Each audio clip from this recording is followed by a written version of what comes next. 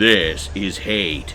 This tabletop battle game from CMON weighs in at a whopping 16 pounds and includes 104 miniatures. We'll show you how to speed paint them all in one day, then we'll give away a complete copy of the game today on Dungeon Craft.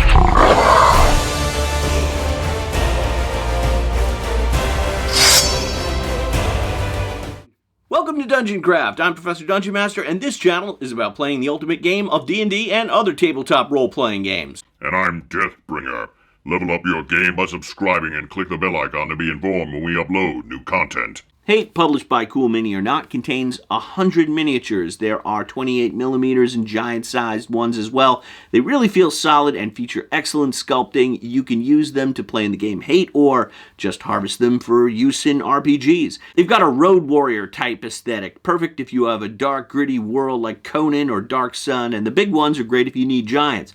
I love these sculpts, and I think they're a lot smoother, cleaner, and more detailed than any 3D models I've seen. They also require no assembly and are flexible so those swords and axes aren't going to break. Also, there's incredible variety. There are doubles of most of the smaller ones, but each big one is unique. We at Dungeon Craft got the crazy idea that we would try to paint them all in one day, so I invited my buddies Adhesive Tom and Gene to join me. And we'll also show you how you can win your own copy of the game later on. Can it be done? Stay tuned, and we'll tell you how to win your own copy of Hate later on. We painted them in two different styles. The 28 millimeters we painted in pretty much 4 colors. It's a 4-color paint job. The larger ones we did in black and white undertone with sepia highlights and blood splatter.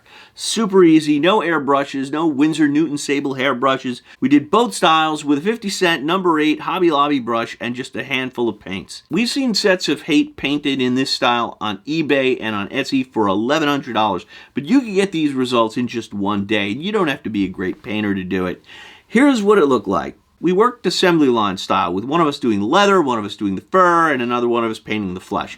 We've done the base coat, the overspray, the Nuln oil, so they kind of look like statues. Yep. And it looks pretty good already. A few of these we started already because we are testing out various skin tones and contrast paints to see how they look. Right, so these, the smaller ones, will get more of a detailed job than the larger ones. And we are going to do this in something like 2 or 3 hours. And the clock is ticking. There's Gene. It's okay, whatever. We'll get to him. I got a handful, we're good. Our secret weapon is Games Workshop contrast paint. We use 2, Gore Grunt of Fur and Snakebite Leather. It's Buddy the cat messing with my models. So what do you do when you have a friendly cat walking through your models and nearly knocking over your precious top-heavy GW paints and washes? This should be worth your subscription alone. Poster tack and a washer means your Citadel paint will not tip over. Here's me applying the Gore Grunt of Fur. It flows right into those deep recesses, painting the model in just seconds. I'm actually taking it slow here for filming purposes. Here's Snakebite Leather. I'm going over all the clothing and footwear. I go right over the chains and mail. We can pick out the highlights later. This is a lot of miniatures, and I kept the timer rolling, so you know we were honest. It took us 4 hours and 26 minutes to do the small guys. Here's the whole process, soup to nuts. We begin by attaching the model to a bottle cap with poster tack. We prime with Citadel Black, followed by an overspray of Citadel Wraithbone, which is specially made to work with Citadel contrast paints.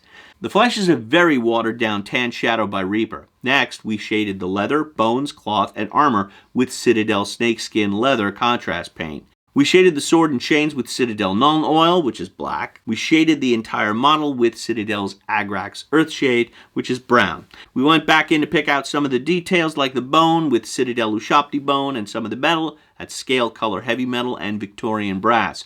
To paint the eyes, I put in a drop of Nuln Oil into the socket and then soaked most of it up with the tip of my brush. What remains outlines the eyes, and I didn't bother with the pupil because no one's going to be able to see it from where we're sitting at the table anyway.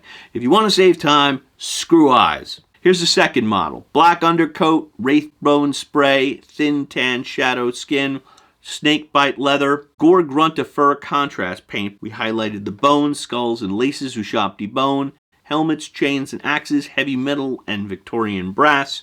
That's what we did with the skull belt and the leg plate. Here's a few other models so you could see the variety. We did the stands with GW Corvus Black. I love this color. It's not pure black, it's like a chalkboard black, and it's really invisible. I know a lot of painters take pride in their stands, but I like to keep them simple and invisible, which is a great way to save time. Again, you can see that gore grunt of fur here, and we averaged 4 to 5 minutes per miniature. Now for the big guys, we're going for a highly stylized two-tone look that resembles the cover art. This is way easier and it takes less skill and less paint. And this is how we did it. Citadel Black Primer, Wraithbone Overspray. Watch how I tilt the can at an angle so the top half of the model is lighter. That's where the light would hit it, and it draws the eye of the viewers to the miniature's face, leaving the bottom in the shadows. Step 1, primer. Step 2, black wash. Step 3, sepia wash on the weapons and key pieces of armor. Resist the urge to overpaint. Just a splash of sepia on the front and back. Step 4, blood. This is Game Color's gory red. I hit the edge of the blades, then dip a toothbrush and flick, splattering the swords, shields, and faces with blood. Here it is again. Step 1, Step 2, Steps 3 and 4. To seal the minis, I used GW Munitorum Varnish, and because I ran out, Army Painter's Super Matte. This stuff works great if you want to wash the minis with Army Painter Quickshade instead of Agrax Earthshade. The only reason we didn't use Quickshade is because we wanted it to be done in a day, and Quickshade takes 36 hours to cure. At an average of 4.5 minutes per mini, this group of 12 represents 1 hour's work by a single painter. And with 3 guys painting, we were able to do them in less than a day. With 2 coats of varnish, these minis are pretty much impregnable, and we store them in a plastic box. Let's do a gallery walk and look at some of the highlights.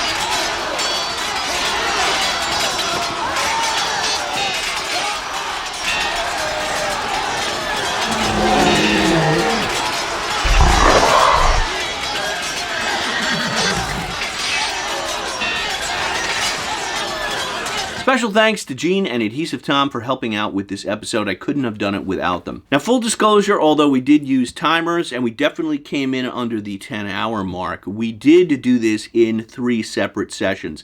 The first one is the one you saw, 4.5 hours. Then Tom and I did touch-ups. Then we did the bigger models, which was really very simple and only took about 15 or 20 minutes. But we completed the job in just 7 to 8 hours total. And we probably could have worked with less people again if we had just gone with the two-tone style. So I feel very confident, and I feel it's honest enough, it's truthy enough that we could say we did it in 1 day. It was actually Adhesive Tom's idea to do the smaller miniatures in color, which is kind of crazy. It would have made a lot more sense to do the 87 miniatures in the two-tone style and paint the bigger ones with more detail, which is what I did on a couple of them that look really cool, and I think I'll use them at my table. But if I were doing this again from scratch, what I would do is paint everything in the two-tone style and allow my players to pick their favorite characters from the 28 millimeters, and I would paint those in color, which would allow them to stand out on the play surface and distinguish them from the other miniatures. Like, everything would look black and white except for the player characters. I think that's a really cool look. And now for the contest where we will give hate away. At the end of each Dungeon Craft episode, Deathbringer appears and tells a joke, oftentimes at my expense. So this is a joke contest.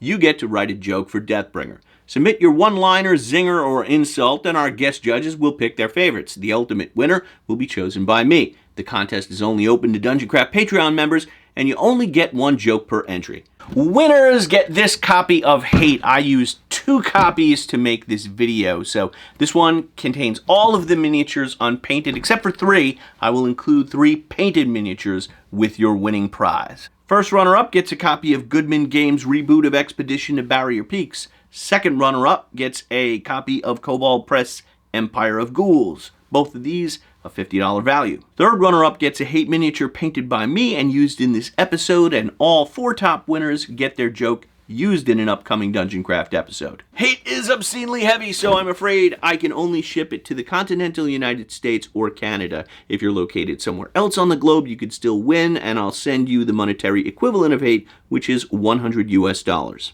The contest begins as soon as this episode airs and ends on June 1st, 2021. The winner will be announced on Patreon on Wednesday, June 9th, and you have to be an active patron at the time the winner is chosen in order to be eligible. Of course, all patrons are winners for helping support this channel. Patrons get access to the Dungeoncraft Discord server, my DM's notebook, house rules, scenarios, masterclass, and extended videos, so check it out. Also check out my one-shot module Macbeth, an improved version of Shakespeare's classic, available at questgivers.com. So good luck to everyone, and don't go away because I have another exciting video coming up right here. May all your rolls be 20s. Deathbringer again. Here's a joke. Professor Dungeonmaster's car. How many clowns can you fit in this thing? And while I'm laughing, watch more Dungeoncraft.